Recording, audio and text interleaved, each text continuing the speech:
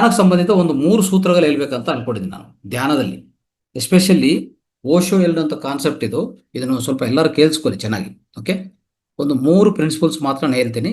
Then ನಮ್ಮ ಸಮಗ್ರ ಜೀವನ ಶೈಲಿ ಇಂದಿನ ಕ್ಲಾಸ್ ನಾವು ಮುಕ್ತಾಯ ಮಾಡೋಣ, ಸಂಪೂರ್ಣಗೊಳಿಸೋಣ. ಅದೇನಂತಂದ್ರೆ ಸ್ನೇಹಿತರೆ, ಸೊ ಇದು ಧ್ಯಾನದಲ್ಲಿ ಪ್ರಧಾನವಾಗಿ ನಾವು ಮೊದಲನೇದು ಶ್ವಾಸನ ಗಮನಿಸಬೇಕು.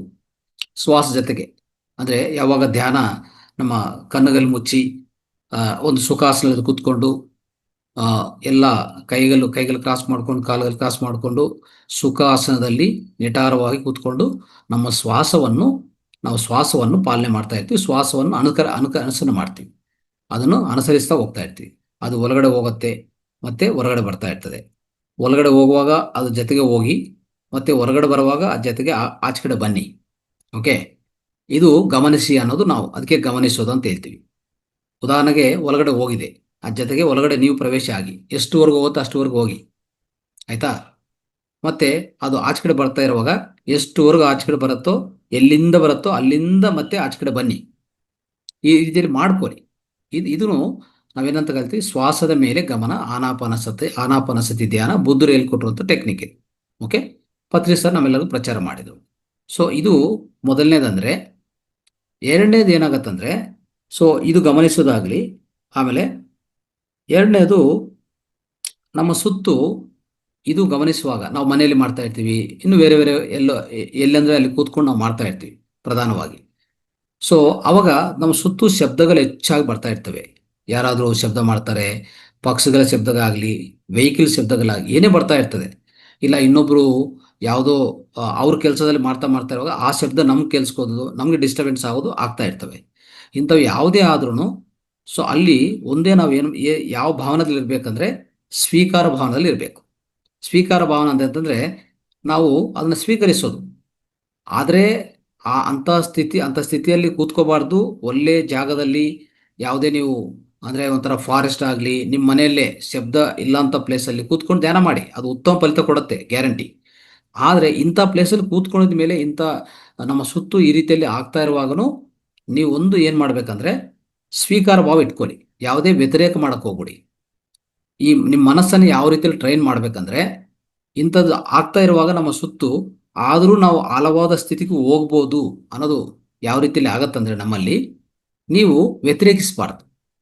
ಈ ಸ್ಥಿತಿ ಈ ರೀತಿಯಲ್ಲಿ ಆಯ್ತಲ್ಲ ಅಂತ ಹೇಳ್ಬಿಟ್ಟು ಅದನ್ನು ವ್ಯತಿರೇಕಿಸ್ತಾ ಹೋದರೆ ಮನಸ್ಸು ಅದನ್ನೇ ಹೆಚ್ಚು ಮಾಡ್ಕೊತ ಹೋಗ್ತದೆ. ಯಾವುದನ್ನು ವ್ಯತಿರೇಕಿಸ್ ಹೋಗ್ಬೇಡಿ, ಅದನ್ನು ಸ್ವೀಕಾರ ಮಾಡಿ ಆಕ್ಸೆಪ್ಟ್ ಮಾಡಿ ಅಷ್ಟೇ.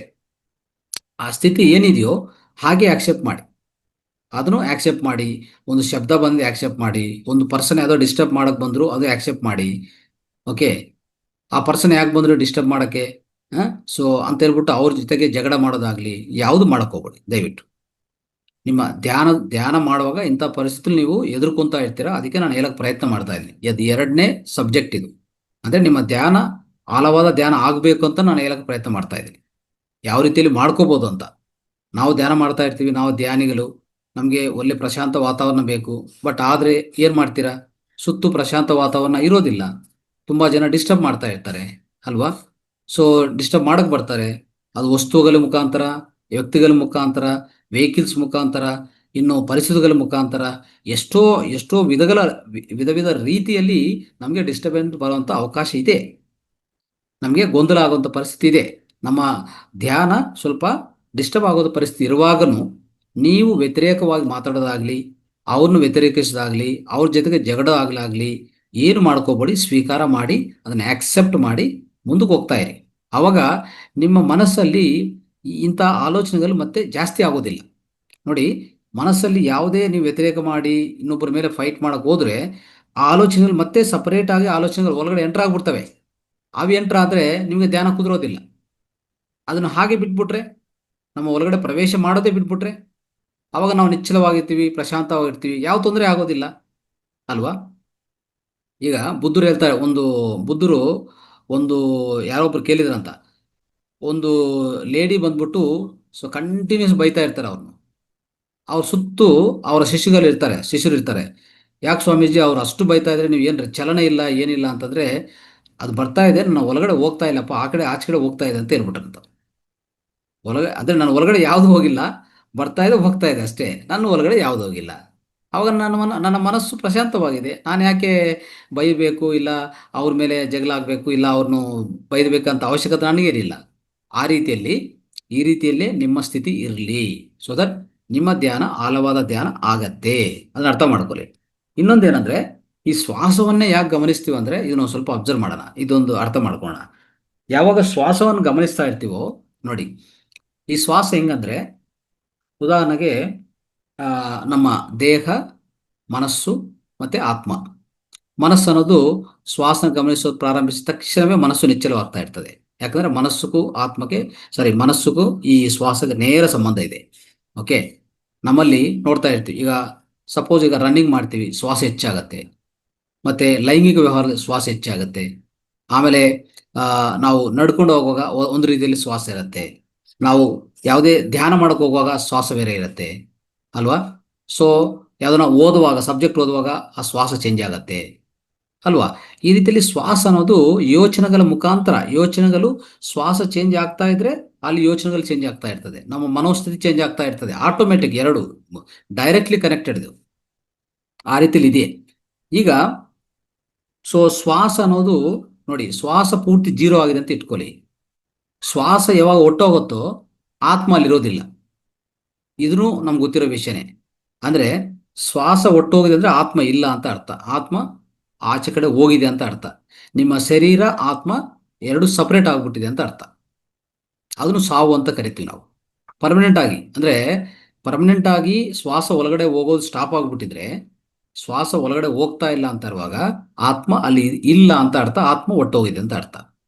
ಓಕೆ, ಅವಾಗ ಅದನ್ನು ಸಾವು ಅಂತ ಕರಿತೀವಿ. ಅದೇ ರೀತಿಯಲ್ಲಿ ಈ ಇದರಿಂದ ನಮಗೆ ಒಂದು ಇಂಟರ್ನಲ್ ಅಂತರಾರ್ಥ ಒಂದು ಬರ್ತಾ ಇರ್ತದೆ. ಅದೇನಂತಂದ್ರೆ, ನಾವು ಈ ಶ್ವಾಸವನ್ನು ಕಡಿಮೆ ಮಾಡ್ತಾ ಹೋಗ್ತೀವಿ ನೋಡಿ, ಶ್ವಾಸನ ಗಮನಿಸ್ತಾ ಇರ್ತೀವಿ, ಶ್ವಾಸ ಕಡಿಮೆ ಮಾಡ್ತಾ ಹೋಗ್ತೀವಲ್ಲ, ಅವಾಗ ಏನಾಗತ್ತೆ ಗೊತ್ತಾ, ನಿಮ್ಮಲ್ಲಿರುವಂತ ಆಂತರಿಕ ಶರೀರ ನಿಮ್ಮ ಬಾಹ್ಯ ಶರೀರದಿಂದ ದೂರ ಆಗಕ್ಕೆ ಪ್ರಯತ್ನ ಮಾಡ್ತದೆ.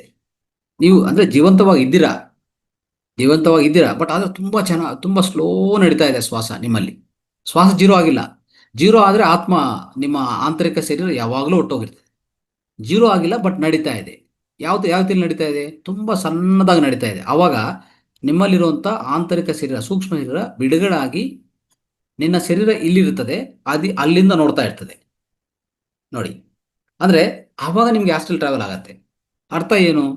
ಅದಕ್ಕೆ ಶ್ವಾಸವನ್ನು ಕಡಿಮೆ ಮಾಡ್ತಾ ಮಾಡ್ತಾ ಮಾಡ್ತಾ ಮಾಡ್ತಾ ಹೋದ್ರೆ ಎಷ್ಟು ಕಡಿಮೆ ಆಗುತ್ತೋ ಅಷ್ಟು ವೇಗವಂತವಾಗಿ, ಅಷ್ಟೇ ನಿಖಚ್ಚವಾಗಿ ನಿಮ್ಮ ಎರಡೂ ಶರೀರಗಳು ಬಿಡುಗಡೆ, ಅಂದ್ರೆ ಎರಡೂ ಶರೀರಗಳು ಒಂಥರ ವಿಭಜನೆ ಆಗತ್ತೆ. ನಿಮ್ಮ ಆಂತರಿಕ ಶರೀರ ನಿಮ್ಮ ಬಾಹ್ಯ ಶರೀರ ಇಂದ ಬಿಡುಗಡೆ ಆಗ್ಬೇಕಂದ್ರೆ ಆ ಶ್ವಾಸ ಅಷ್ಟು ನೆಮ್ಮದಿ ಆಗ್ಬೇಕು. ಇದು ಸಾಧ್ಯ.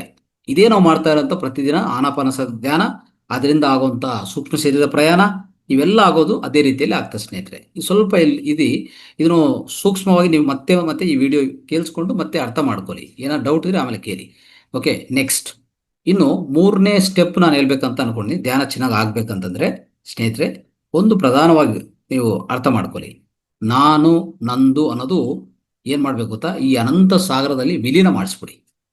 ಧ್ಯಾನದಲ್ಲಿ ಕೂತ್ಕೊಳ್ಳುವಾಗ ನಾನಿಲ್ಲ, ನನ್ನಿಲ್ಲ, ನಾನು ನಂದು ಎರಡು ಇಲ್ಲ. ಓಕೆ, ಈ ಎರಡನ್ನು ಈ ಅನಂತರ ಸಾಗರ, ಈ ಅನಂತ ಚೈತನ್ಯ ಸಾಗರದಲ್ಲಿ ಲೀನ ಮಾಡಿಸ್ಬಿಡಿ, ಅಂದ್ರೆ ಮರ್ಜ್ ಮಾಡಿಸ್ಬಿಡಿ. ಎರಡು ಮರ್ತು ಬಿಡಿ. ನಾನು ಯಾರು, ನಾನು ಎಲ್ಲಿಂದ ಬಂದಿದ್ದೀನಿ, ನನ್ನ ಸ್ಥಿತಿ ಏನು, ನಮ್ಮ ಪರಿಸ್ಥಿತಿ ಏನು, ಎಲ್ಲ ಮರ್ತುಬಿಟ್ಟು ಏನ್ ಮಾಡಬೇಕು, ಆ ಎರಡನ್ನು ಲೀನ ಮಾಡಿಸ್ಬಿಡಿ. ಈ ಅನಂತ ಅನಂತ ಸಾಗರ, ಅನಂತ ಚೈತನ್ಯ ಸಾಗರದಲ್ಲಿ ಲೀನ ಮಾಡಿಸ್ಬಿಟ್ರೆ ನಿಮ್ಗೆ ಯಾವುದೂ ತೊಂದರೆ ಕೊಡಲ್ಲ. ನಿಮ್ಮ ಧ್ಯಾನ ಆಳವಾದ ಧ್ಯಾನ ಆಗೇ ಆಗತ್ತೆ. ಅರ್ಥ ಆಯ್ತಾ? ಸೊ ಈ ಸ್ಥಿತಿಯನ್ನು ನೀವು ಮನಸ್ಸಲ್ಲಿ ಅಳವಡಿಸ್ಕೋಬೇಕು. ನಿಮ್ಮ ಮೈಂಡ್ ಟ್ರೈನಿಂಗ್ ಕೊಡ್ಬೇಕು. ಆ ರೀತಿಯಲ್ಲಿ ಮನಸ್ಸನ್ನು ಆ ಸ್ಥಿತಿಯಲ್ಲಿ ತಂದು ಕೊಡ್ಬೇಕು. ಆ ಮನಸ್ಸನ್ನು ಆ ರೀತಿಯಲ್ಲಿ ಟ್ರೈನಿಂಗ್ ಮಾಡಿಕೊಂಡ್ರೆ, ಅದಕ್ಕೂ ಆ ರೀತಿಯಲ್ಲಿ ತರಬೇತಿ ಕೊಡ್ತಾ ಇದ್ರೆ, ಸೊ ಧ್ಯಾನ ಕೂತ್ಕೊಂಡ ತಕ್ಷಣವೇ ನಂದಿಲ್ಲ, ನಾನು ಇಲ್ಲ, ಫಿನಿಶ್. ಅಂದ್ರೆ ನಾನು ಯಾರು, ಎಲ್ಲಿಂದ ಬಂದಿದ್ದೀನಿ, ನನ್ನ ಸ್ಥಿತಿ ಏನು, ನನ್ನ ಪೊಸಿಷನ್ ಏನು ಈ ಸೊಸೈಟಿಯಲ್ಲಿ, ನಾನು ಯಾರಿಗೂ ತಂದೆ, ಯಾರಿಗೂ ನನ್ನ ಮಕ್ಕಳು, ಇವೆಲ್ಲ ಏನು ಬೇಕಾಗಿಲ್ಲ. ಎಲ್ಲಾದರೂ ಲೀನ ಮಾಡಿಬಿಡಿ ಅಷ್ಟೇ. ಅವಾಗ ನಿಮ್ಮ ಮನಸ್ಸು ಪ್ರಶಾಂತವಾಗತ್ತೆ. ಬೇಗ ಧ್ಯಾನ ಕೊಟ್ಟು ಹೋಗ್ತೀರಾ, ಆಳವಾದ ಧ್ಯಾನ ಕೊಟ್ಟು ಹೋಗ್ತೀರಾ. ಅರ್ಥ ಆಯ್ತಾ? ಸೊ ಇಂಥ 3 ಸ್ಥಿತಿಗಳನ್ನು ಪ್ರತಿಯೊಬ್ಬರು ಅನುಭವಿಸಿ ಅಂತ ಹೇಳ್ತಾ ಇವತ್ತಿನ ಸಂಪೂರ್ಣವಾಗಿ ಈ ಸಮಗ್ರ ಜೀವನ ಶೈಲಿಯನ್ನು ನಾವು ಮುಕ್ತಾಯ ಮಾಡ್ತಾ ಇದ್ವಿ. ಎಲ್ಲರಿಗೂ ಧನ್ಯವಾದಗಳು. Thank you. ನಮಸ್ತೆ.